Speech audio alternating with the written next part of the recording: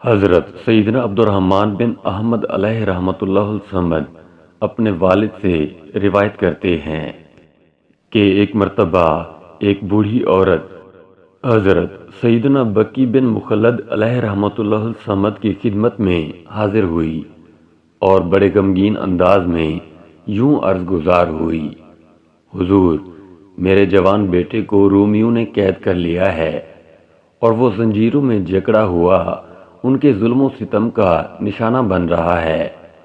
میرے پاس اتنی رقم نہیں کہ میں فدیہ دے کر اسے آزاد کرا لوں۔ میری ملکیت میں صرف ایک چھوٹا سا گھر ہے جسے میں بیچ بھی نہیں سکتی۔ اپنے لگتے جگر کی جدائی کے غم نے میرے دن کا سکون اور راتوں کی نیند اڑا دی۔ مجھے ایک پل سکون میسر نہیں۔ خدا را میری حالت زار پر رحم فرمائیں۔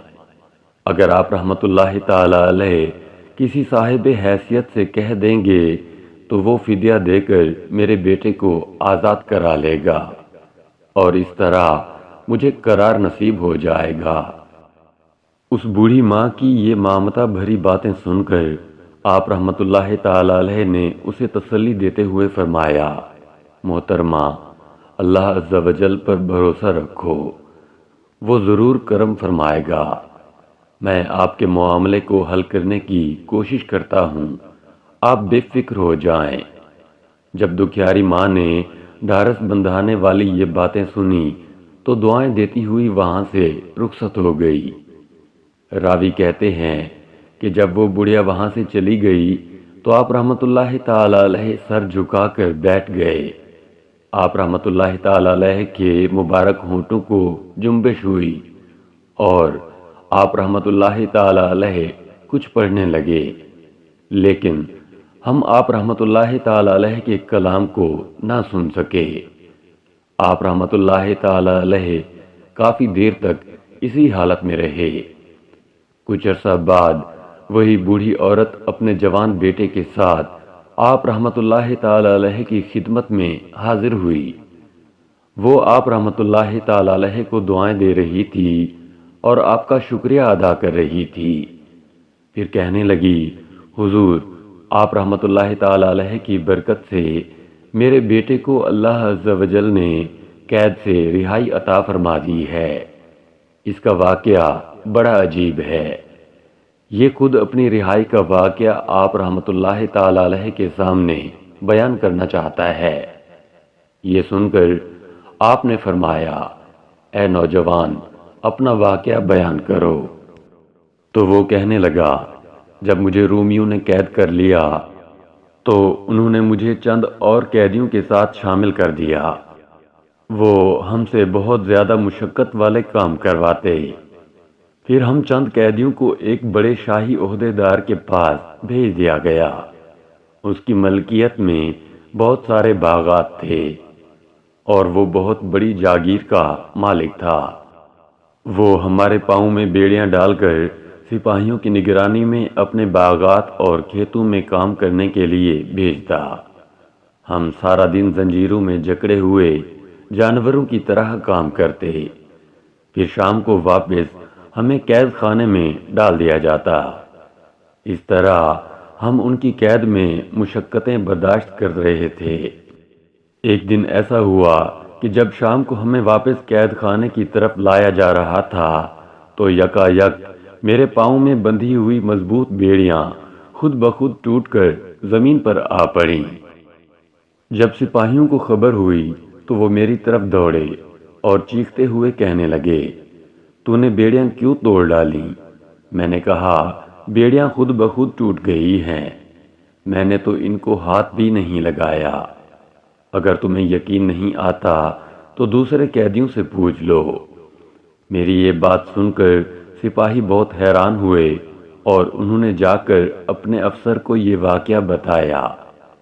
وہ بھی حیران ہوا اور اس نے فوراً ایک لوہار کو بلایا اور کہا: اس نوجوان کے لیے مضبوط سے مضبوط بیڑیاں تیار کرو۔ لوہار نے پہلی بیڑیوں سے مضبوط بیڑیاں تیار کیں اور مجھے دوبارہ پابند سلاسل کر دیا گیا۔ ابھی میں ان بیڑیوں میں چند قدم ہی چلا ہوں گا کہ وہ بھی خود بخود ٹوٹ کر زمین پر گر پڑیں۔ یہ منظر دیکھ کر سارے لوگ بہت حیران ہوئے اور انہوں نے باہم مشورے سے ایک راہب کو بلایا اور اسے ساری صورتحال سے آگاہ کیا۔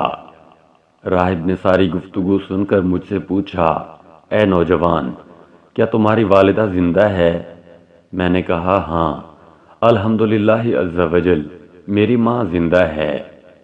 راہب میری باتیں سن کر ان لوگوں کی طرف متوجہ ہوا اور کہنے لگا، اس نوجوان کی والدہ نے اس کے لیے دعا کی ہے۔ اس کی دعاؤں نے اس نوجوان کو اپنے حصار میں لے رکھا ہے اور اللہ عز و جل نے اس کی ماں کی دعا قبول فرما لی ہے۔ اب چاہے تم اسے کتنی ہی مضبوط زنجیروں میں قید کرو، یہ پھر بھی آزاد ہو جائے گا۔ لہذا بہتری اسی میں ہے کہ اسے آزاد کر دو۔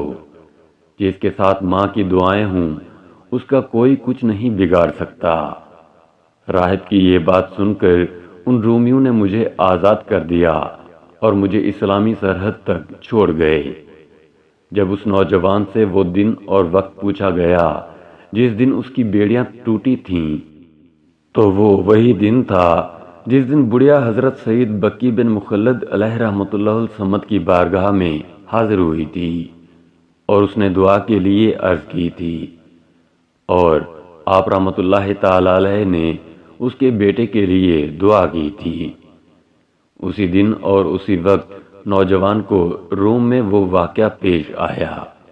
اس طرح ماں کی دعاؤں اور آپ رحمۃ اللہ تعالی علیہ کی برکت سے اس نوجوان کو رہائی حاصل ہوئی۔ نگاہ ولی میں وہ تاثیر دیکھی، بدلتی ہزاروں کی تقدیر دیکھی۔